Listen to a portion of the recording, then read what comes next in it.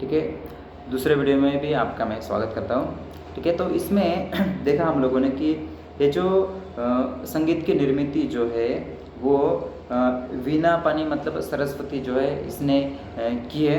ठीक है, और इस प्रकार से वहाँ पर वीणा की तार जो है वो छेड़ी और वहाँ से उसकी निर्मित जो है वो होती है। अर्थात ये निर्मित के पीछे जो है वो सामवेद जो है वो महत्वपूर्ण चीज़ है, बराबर ना, क्योंकि सामवेद से ही सामवेद में इसके बारे में पूरी तरह से जानकारी जो है वो बताई गई है, बराबर ना। अभी देखिए, मैंने जिस प्रकार से मैं थोड़ा कुछ प्राचीन इतिहास के बारे में इससे पहले मैंने जब पढ़ा, वहाँ एक जगह पर इस प्रकार का उल्लेख भी है कि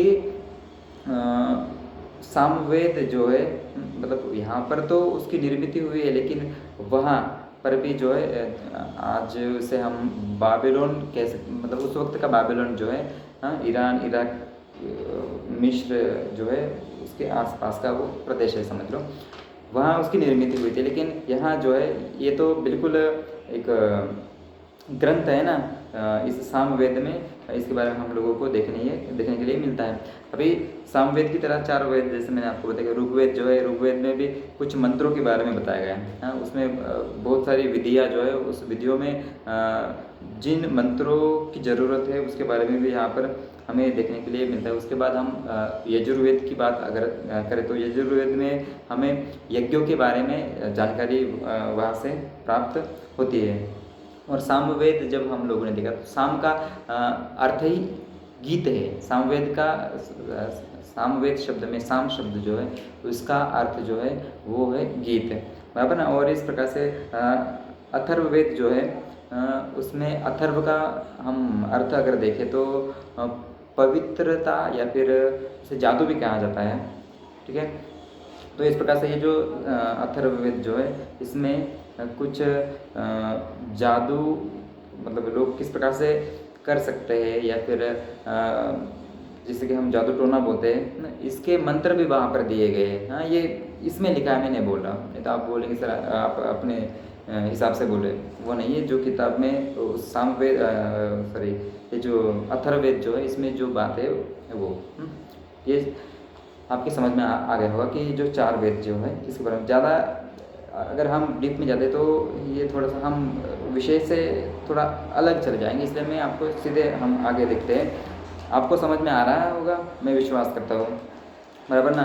और इस प्रकार से हमने देखा कि विमल वाणी ने विनाली कमल कोमल कर में सप्रित सप्त स्वर सिंधु में उठे, सप्त स्वर सप्त सिंधु में उठे छिड़ा तब मधुर साम संगीत। इस प्रकार से संगीत की निर्मित जो है वो भी हम लोगों ने की है, अर्थात भारतीयों ने ही दूसरों को क्या किया है, संगीत की जो भेंट है वो दी। इस प्रकार से यहाँ पर कभी बताना चाहते हैं, उस बात को मैंने आपके सामने रखी है।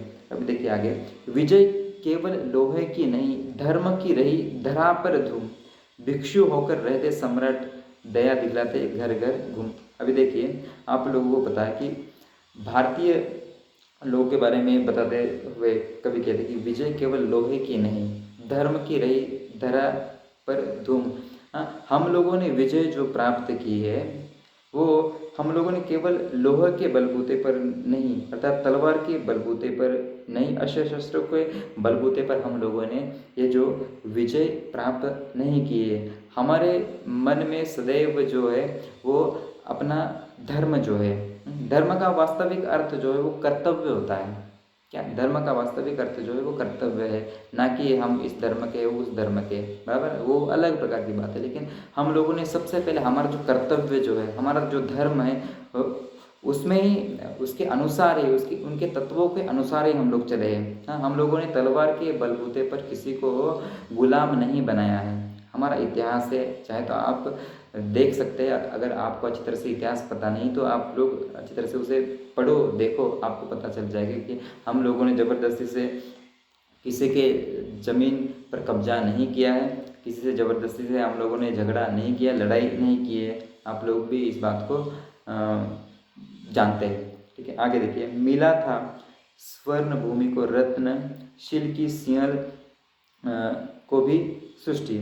और इस प्रकार से आप लोग इस बात को एक मिनट पंक्ति वो। विजय केवल लोहे की नहीं, धर्म की रही धरा पर धूम, भिक्षु होकर रहते सम्राट, दया दिखलाते घर घर घूम। अभी देखिए, तो आप लोगों को सम्राट ये जो अशोक है, अब सम्राट वर्धमान महावीर और वर्धमान महावीर और गौतम बुद्ध जो है, इनके बारे में आप लोगों को पता है। ये राजघराने के व्यक्ति है, राजा महाराजा है ये लोग। फिर भी इन्होंने क्या किया है, भिक्षु का जो रूप है वो धारण करते हैं, ठीक है। और घर घर घूम घूम कर, गाँव गाँव में, नगरों नगरों में, यहाँ वहाँ जाकर वो ये जो भिक्षु बनकर जैन धर्म और बौद्ध धर्म का जो प्रचार और प्रसार है वो इन्होंने किया है, एक राजा होते हुए भी। हाँ, देखिए इनके बारे में आप लोगों को अच्छी तरह से इस बात मतलब आप लोग जानते हैं कि जैन धर्म के व्यक्ति या फिर ये जो बौद्ध धर्म की स्थापना करने वाले व्यक्ति जो है, इन्होंने किस प्रकार से अपने तत्वों को ना केवल भारतीय लोगों के सामने बल्कि दूसरे देशों के लोगों के सामने भी अपने इस तत्व को इन्होंने रखा, बराबर ना। और एक नए तत्वों की नींव, मैं धर्म नहीं बोलूँगा, नए तत्वों की नींव जो है वो उन्होंने वहाँ पर बनाई, बराबर। और अपने जो विचार हैं, मोक्ष प्राप्ति के अलग अलग प्रकार के जो अलग अलग प्रकार की जो बातें हैं वो लोगों के सामने इन्होंने रखी, बराबर। और इस प्रकार से ये जो त्याग की भावना जो है वो हमारे भारतीय लोगों के मन में ही इस प्रकार की निर्माण हो सकती है, या फिर ये राजा होते हुए भी इन्होंने क्या किया है, अपना राजकाज जो है, राजपाट जो है, वो सब कुछ छोड़कर क्या किया है, लोगों की सेवा या फिर अपने उन विचारों को, तत्वों को प्रकट करने की इन्होंने कोशिश की है, बराबर ना। आगे देखिए, गौरी को दिया दया का दान, चिन्ह को मिली धर्म की दृष्टि, मिला था स्वर्ण भूमि को रत्न, शील की सिंहल को भी सृष्टि। अभी देखिए कि आप लोगों को पता है कि गोरी गोरी मतलब क्या, मोहम्मद गोरी जो अफगानिस्तान से होते हुए अपने भारत में, उत्तरी भारत में उन्होंने आक्रमण किया। और उस वक्त पृथ्वीराज चौहान जो है, उन्होंने इनके साथ लड़ाई की। आप लोगों को ये बात जो है, इतिहास की बात आपको पता है।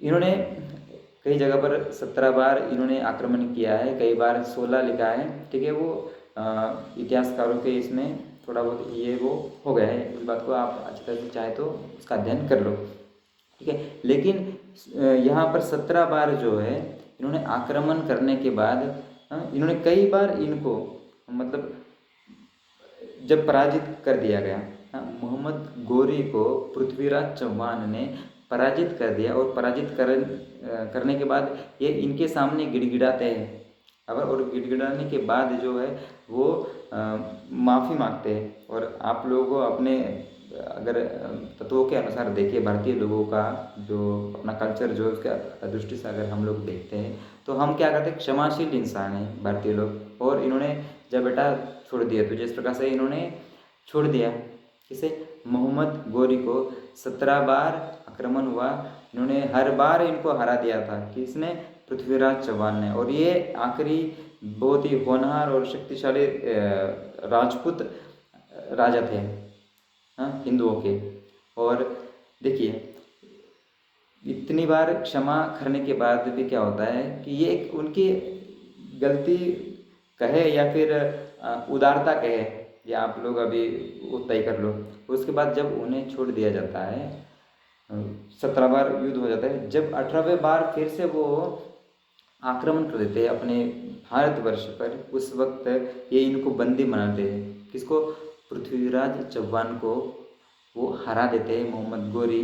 और उन्हें बंदी बनाकर कहाँ पर ले जाते हैं, अफगानिस्तान में ले जाते हैं। और उनके साथ जो चंद बरदाई नाम का एक कवि, जो उनकी कविता मैंने पढ़ी है, हिंदी में बहुत ही अच्छी कविता है वो, एक मतलब क्या, राष्ट्रीय कवि उसे हम लोग कह सकते हैं, चंद बरदाई को, ठीक है। और चंद बरदाई इनके बारे में बहुत ही अच्छी तरह से बहुत सारी बातें लिखी है। इन कुछ बातें जो है वो वास्तविक रूप से कई जगह पर इसका उल्लेख इस प्रकार से है कि चंद्रबरदाई ने उनको मारा, कई जगह पर उनके सैनिकों ने मारा, लेकिन मुझे तो नहीं लग रहा जिस प्रकार से इन्होंने कविताएं लिखी, जिस प्रकार से इन्होंने बातें लिखी है, चंद्रबरदाई इनको मार नहीं सकता। उनके सैनिकों ने पृथ्वीराज चौहान की आंखों में गर्म सलाई जो है वो डाल के उनकी मृत्यु, बड़ी खतरनाक दर्दनाक उनकी मृत्यु हुई थी। उसके बाद चंद्रबरदाई जो थे उनको भी वो मार देते हैं, ठीक है। तो इस प्रकार से यहाँ पर कवि क्या बताना चाहते हैं कि गौरी को दिया दया का दान। मोहम्मद गौरी को कौन सा दान दिया हम लोगों ने? दया दिखलाई, उन्हें 17 बार माफ़ कर दिया कि बेटा जा हम आप, क्योंकि हमारा हमारा तत्व ही ऐसा है भारतीय लोगों का कि कोई व्यक्ति अगर शरण में आ जाए तो हम उसे कुछ नहीं करते, और ये तत्व जो है वो अपना रहते हैं पृथ्वीराज चौहान। लेकिन बाद में जो है वो आपको मैंने बताया क्या होता है, और इस प्रकार से हम लोग ऐसा है उदार बिल्कुल। और इनको हम लोगों ने क्या किया, फिर दया का दान दिया। चीन को मिली धर्म की दृष्टि, और इस प्रकार से चीन जो है, चीन को भी हम लोगों ने मतलब अपने महापुरुष अपने भारतीय इन्होंने गौतम बुद्ध जी ने क्या किया, ये जो बौद्ध धर्म जो है इसका प्रचार और प्रसार इन्होंने वहाँ पर जाके किया है, बराबर ना। और आप लोग इस बात को अच्छी तरह से जानते हैं कि उनके पुत्र जो है महेंद्र, किसके? गौतम बुद्ध जी के पुत्र महेंद्र, और उनकी पुत्री मतलब लड़की क्या नाम है इसका, संघमित्रा, बराबर। इन दोनों को वहाँ पर भेजते हैं और वहाँ इस धर्म के बारे में वो वहाँ पर प्रचार करते हैं। और आप लोग जानते हैं कि तिबेट प्रांत जो है, तिबेट में बहुत सारे बौद्ध लोग वहाँ पर आज भी है, और कुछ लोग जो है हमारे भारत देश में एक आश्रित के रूप में आ गए। दलाई लामा जो है इनके बारे में आप लोगों ने सुना होगा, ठीक है। और एक अगर हम लोग देखें कि दलाई लामा जो है जब वो शरण हमारे देश में आए, जो वो वास्तविक रूप में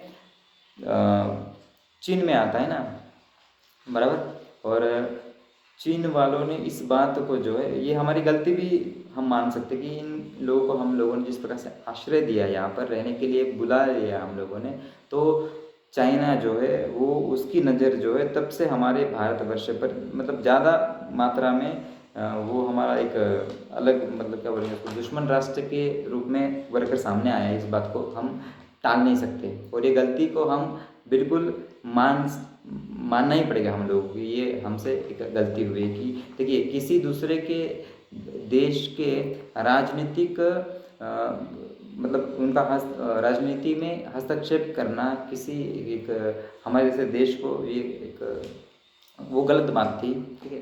तो वो भले ही हमारा अलग प्रकार का हो, लेकिन ठीक है। तो इस प्रकार से यहाँ पर कवि बताना चाहते कि हम लोगों ने चीन को मिली धर्म की दृष्टि, और इस प्रकार से चीन को भी हमने क्या किया है, धर्म की जो दृष्टि है, धर्म के बारे में, धर्म का तत्व जो है, धर्म का जो ज्ञान है वो हम लोगों ने दिया है। मिला था स्वर्ण भूमि को रत्नशील की सिंहल को भी दृष्टि, और इस प्रकार से मिलता स्वर्ण भूमि को रत्न।